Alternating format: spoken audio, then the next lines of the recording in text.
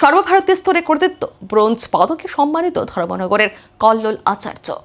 উত্তর ত্রিপুরা ধর্মনগরে উদীয়মান অঙ্কন শিল্পী কল্লোল আচার্য সর্বভারতীয় স্তরে কৃতিত্ব অর্জন করে জেলার পাশাপাশি গোটা রাজ্যের মুখ উজ্জ্বল করেছেন।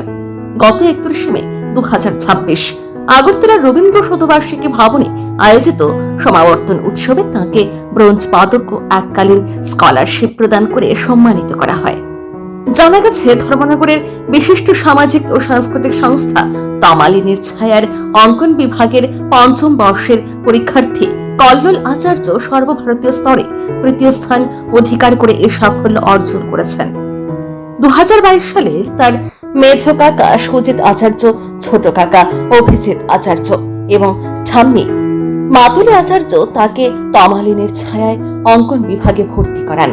কল্লোলের বাবা কালীপদ আচার্য ও মা মৌসুমী আচার্য পরিবারের সদস্যদের পাশাপাশি বিশেষ করে তাঁর ঠাম্মি ও কাকারা পড়াশোনা এবং অঙ্কন চর্চার ক্ষেত্রে সবসময় উৎসাহ ও সহযোগিতা করে আসছেন। অঙ্কন শিক্ষার ক্ষেত্রে তিনি তার শিক্ষক মিহির কুমার নাথের কাছ থেকে প্রশিক্ষণ গ্রহণ করেছেন। 24-25 সালে বঙ্গীয় সঙ্গীত পরিষদ থেকে আয়োজিত পঞ্চম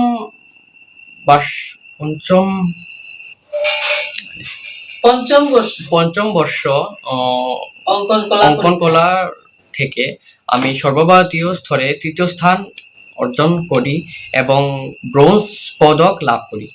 এই ব্রোঞ্জ পদক কবে দিয়েছিলে, কোন জায়গা থেকে গিয়ে পাইছো? কোন জায়গায়? এই ব্রোঞ্জ পদক আগরতলা রবীন্দ্র শতবার্ষিকী ভবন থেকে।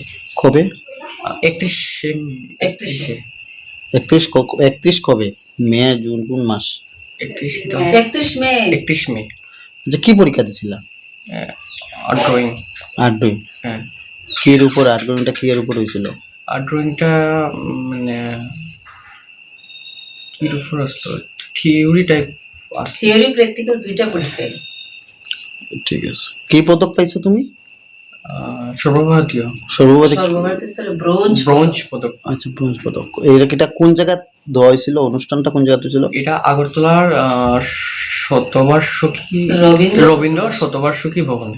কল্লোল পাশাপাশি তমালিনীর ছায়ার অঙ্কন বিভাগের বিভিন্ন কার্যক্রমেও সক্রিয়ভাবে সহযোগিতা করে আসছেন বলে জানা গেছে।